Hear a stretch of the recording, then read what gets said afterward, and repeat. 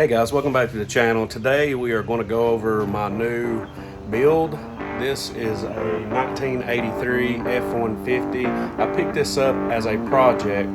Let me show you around it and tell you a little bit about it, and I'm also going to work on it a little bit today.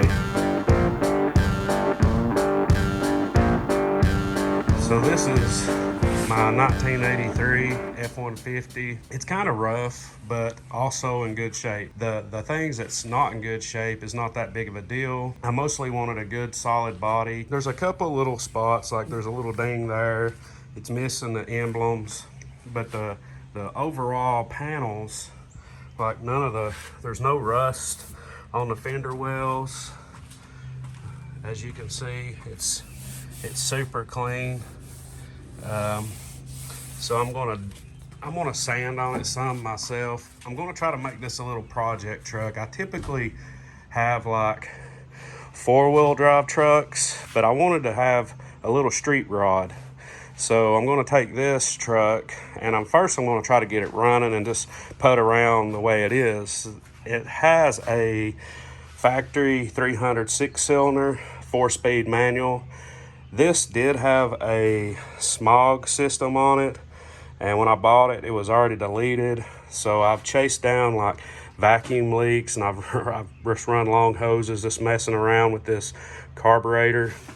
And someone has the choke on the back side. Somebody had zip ties holding this together. So some of it's been rigged a little bit, but it has a new radiator hoses. It has a new fuel pump, and I just put new plugs, plug wires, distributor cap, and rotor button on it. And when I start it, it still has a little bit of a mist to it. So I bought a new carburetor offline. I didn't want to spend a lot of money, so I bought some cheapo brand. I read good reviews about it. People said that it did very good for them, so I'm gonna try it. It's also got a new brake master cylinder and a new battery. I have some plans for this. I don't want to go in detail just yet, just in case I change some stuff. But this is a pretty basic truck. This has manual steering. There's no power steering. There's no air conditioner. But you can see like all the truck is in really good shape. And I love Ford trucks. So I had to have one. Thought I'd build it. This is how I got it. It's got a pretty solid bed. The tail lights are good. It's got a dent right here on the tailgate, but overall the tailgate's in fairly good condition, so I may try to just massage that out, pull it out some. This side, you can see no rust around the wheel wells. There's pretty much no rust anywhere that I've found yet. Now there is this big dent right here on the top, and I actually didn't notice it until after I bought it. Well, actually, when I was loading it on the trailers, when I noticed it, I'm sorry.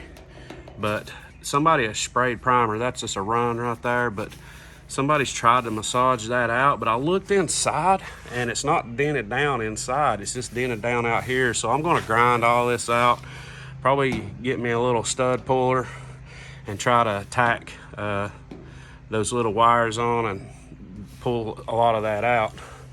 But you can see here the dash is busted all to pieces. They've tried to fix it and sand it. I'm assuming they was going to try to paint it. So I've been looking for a new dash pad. This has red interior, and I'm going to change it over to black. So I'm going to try to find a top dash pad that's black.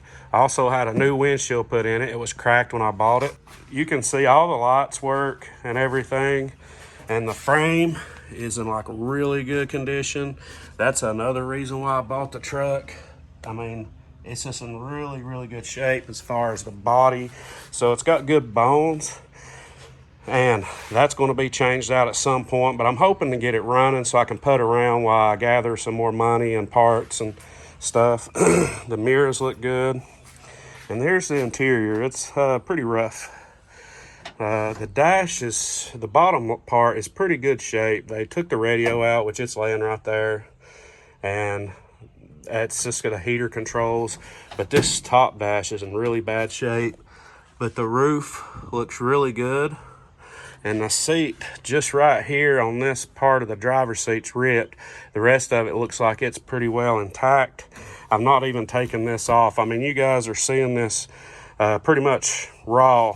Like, I've not cleaned it out, not did anything to it besides I bought it, pulled it onto the carport, and had the windshield ordered for it and put it in. And I put new plugs and plug wires, like I said, and that's it. So I've not tried to clean this up and make it better than what it is. It is what it is. But I picked this truck up at a really good price. I'd been looking at them for a while, and for some reason, these bullnose Fords from 80 all the way through 86, if you find one in really, really good shape, like nice paint job and runs good, these things are pretty pricey. I mean, they're anywhere between 10 to 30,000. Some of your higher end 30,000s are like really, really good shape, kind of low miles, garage kept kind of deal. But there's one at a local car lot up the road here for $21,000. So these trucks are starting to turn around and be worth pretty decent money, which most of those it's bringing, really good money are four-wheel drive. And this is not four-wheel drive. This is just two-wheel drive. But I'm okay with that. So I'm going to go ahead and start this truck, let you hear it running so you can hear the miss in it. And the things I have checked is I've checked for vacuum leaks. I've sprayed some brake cleaner around to see if the idle would change any. I never heard anything. I've checked compression on all the 6 cylinders, and the compression is running about 180. So it's got really, really good compression. So I'm hoping the valves ain't bad. With that type of compression, I think that they would be in pretty decent shape. I'm hoping that this is going to be the issue. So it's just a little 1-barrel. I do know that they make an intake for a 4-barrel, and then you can get a set of headers. And I mean, with the right setup and stuff, you can get like all the way up to like 100 or more horsepower with that setup. But probably not going to go that route. That kit is just shy of $2,000. It's like $1,700 or $1,800 to do that.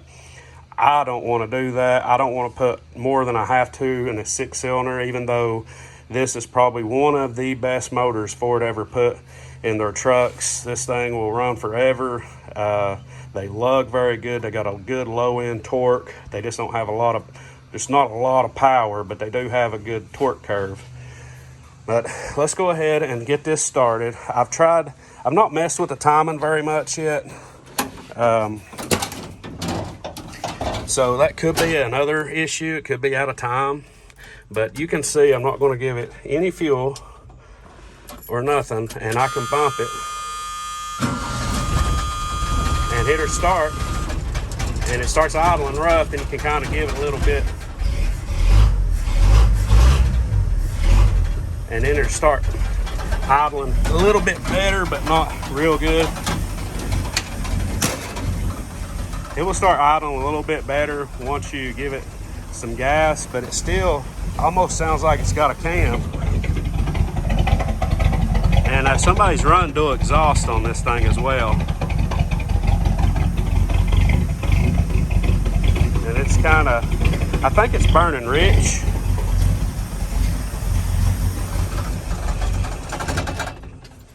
I think it's burning rich because when I put those new plugs in and it was still missing and stuff, I thought I'm going to check them out just in case I might have hit it on something trying to put the plug in, which I was easy with it, to make sure that I didn't like mess up the gap on the plug.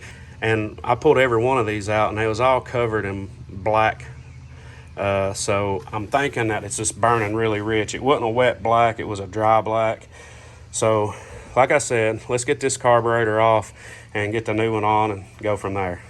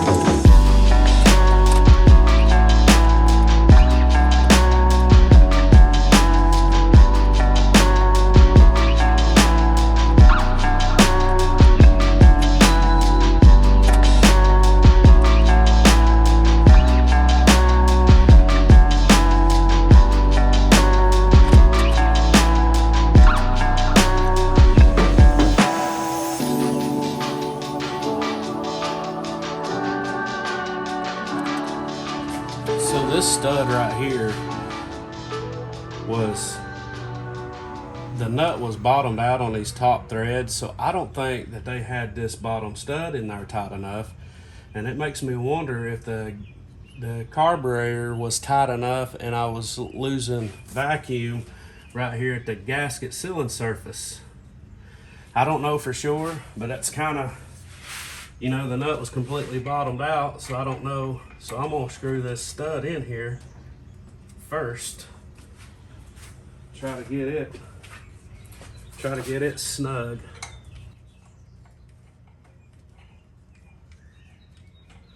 We'll take, no.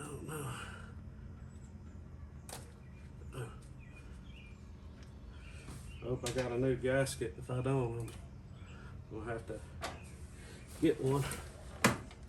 Hopefully this will give me enough threads to tighten that all the way on there now and get a good compression. I thought it looked like the stud was sticking up too far. That did come with a new gasket, so we're gonna put our new gasket on. Now one thing I'm gonna do, because this is a new carburetor, this little air mixing screw, I'm gonna run it all the way in. And once I run it all the way in, I'm gonna back it out 2 turns. 1, 2. That will give me a good starting point. Yeah, that's much better on those studs. This one over here was sticking up so far that there's no way that it was getting tight on there. And now we can just snug it up. I don't want to over tighten it. I just want to lightly snug it, because you don't want it to give too much and break the carb. So that'll probably be okay for now. Let's screw our filter back on.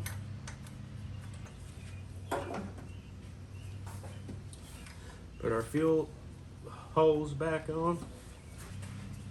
We got this little fit, and I had to screw off the old carburetor and to put on this one. Ooh, it looks a little dirty. Let me spray that off.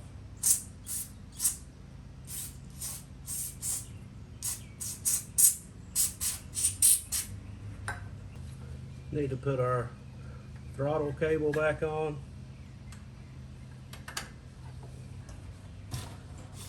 Then I got my wire in here.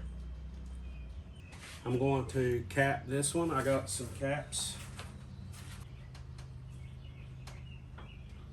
Cap that one. Need to hook my PCV valve back up. And then my advanced timing. So that should be good enough to try to start it.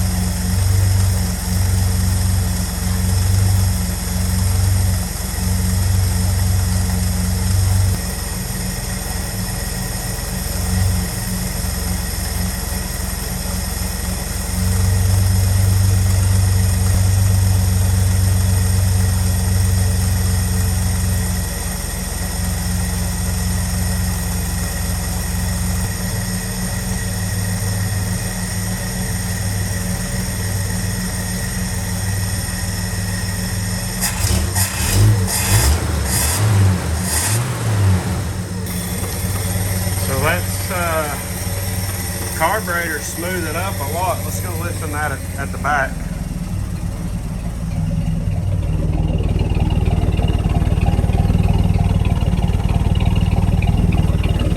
I think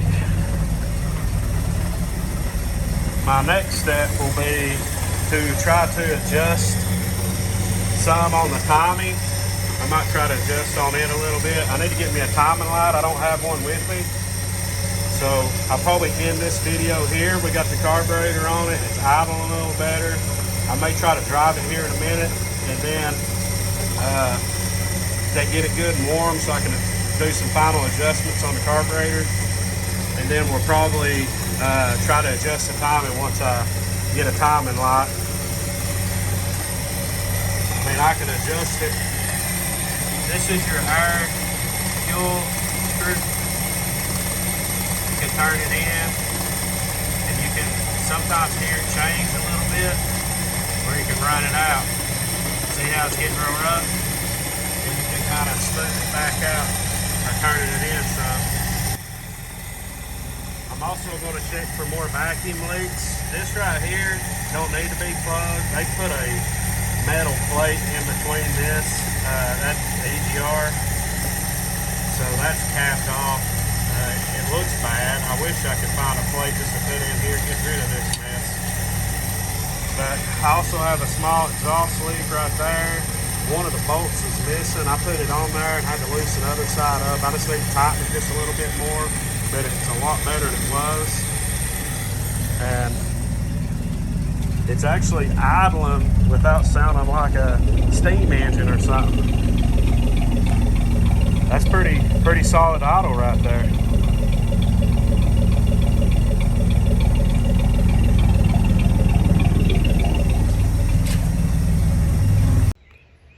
All right, guys, that's going to conclude this video. We got the carburetor on. Next video, we'll try to adjust the timing, try to really fine tune this thing and get this thing running, and then we can start working on some other stuff. Meanwhile, while we're driving it, maybe that dash, if we can find us a dash pad and a few things like that, just to kind of start getting things rolling on this.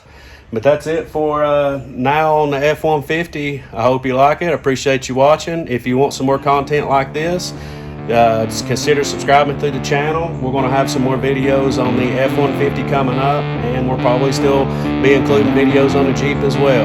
Thanks for watching, and we'll catch you on the next one.